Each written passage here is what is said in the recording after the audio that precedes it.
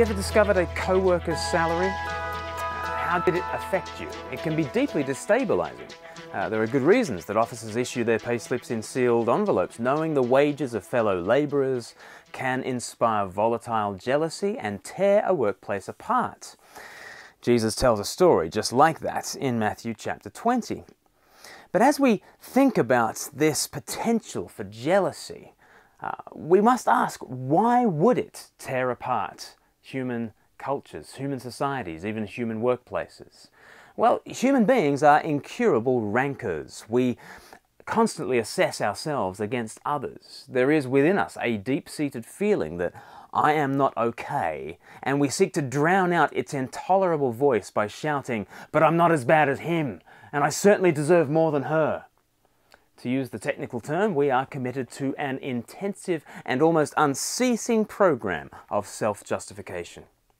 As we queue up for life's blessings, we keep a nervous eye on our own position, and we try desperately to get ahead, and we feel outraged if we have to go to the back of the line.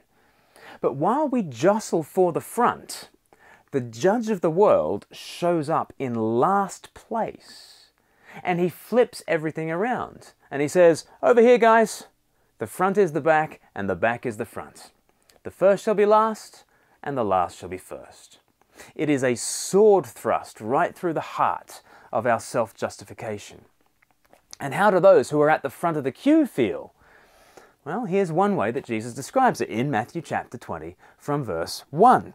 Jesus says, "For the kingdom of heaven is like a landowner who went out early in the morning to hire men to work in his vineyard. He agreed to pay them a denarius for the day and sent them into his vineyard. About the third hour he went out and saw others standing in the marketplace doing nothing. He told them, 'You also go and work in my vineyard, and I will pay you whatever is right.' So they went. He went out again about the 6th hour and the 9th hour and did the same thing. About the 11th hour he went out and found still others standing around. He asked them, 'Why have you been standing here all day long, doing nothing?' 'Well, because no one has hired us,' they answered. He said to them, 'You also go and work in my vineyard.' When evening came, the owner of the vineyard said to the foreman, 'Call the workers and pay them their wages, beginning with the last ones hired and going on to the first.' The workers who were hired about the 11th hour came, and each received a denarius. So when those came who were hired first, they expected to receive more. But each one of them also received a denarius. When they received it, they began to grumble against the landowner. 'These men who were hired last worked only 1 hour,' they said, 'and you have made them equal to us who have borne the burden of the work and the heat of the day.'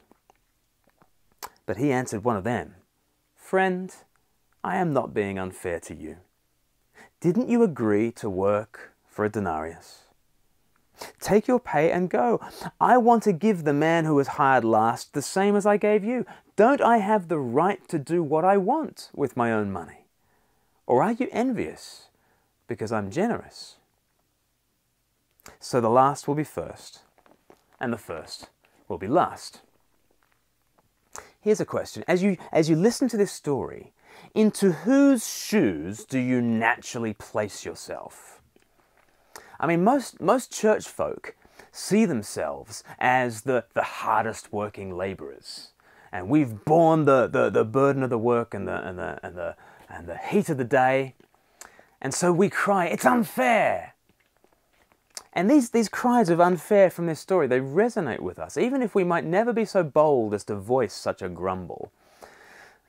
But actually, that's not who we are in the story. If we are Gentiles, I'm a Gentile, I'm a non-Jew, then if we are Gentiles, we are those who are standing around doing nothing all day. That's who we are in the story. And we've been passed over for generations and generations while God establishes his vine, Israel. We have been invited in at the last minute, at the 11th hour, and then we've been lavished with all the blessings of Abraham. I need to realize I am not the hard-working laborer in this story at all. I'm the Johnny-come-lately upstart who is handsomely rewarded. So really, it doubly reveals my self-justification. I've actually worked some of the shortest hours, and still I'm tempted to feel cheated. How deep our sense of entitlement runs. But here is the rock on which our self-justification is dashed. the goodness of Jesus. Because here is a stunning truth. Any who grumble against the judgment of Jesus will find themselves grumbling against his generosity. Jesus says in verse 15, "Don't I have the right to do what I want with my own mercy? Or are you envious because I'm generous?" You know, the denarius was a perfectly reasonable day's wage. If these grumblers had never known about their neighbor's pay, if they'd never peeked into the pay slip, well, they wouldn't even think to complain. But they don't want just pay, they want more pay than others. And Jesus puts his finger on their problem. It's their envy. They want to be rewarded and vindicated as better than others, but the Lord refuses to play along. He wants to be generous. And so he makes a show of his equal generosity to all. He doesn't quietly lavish the undeserving with grace. He doesn't do it off in a corner. He publicly does it. He is declaring to all that generosity is the very atmosphere of his kingdom. Therefore, self-justification is out. There can be no murmuring, no entitlement spirit, no ranking in Christ's kingdom. While we jostle for the head of the queue, Jesus shows up at the back.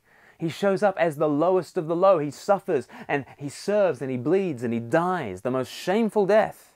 And he, the servant, is vindicated as Lord. The last became first. He made the back of the queue into the front.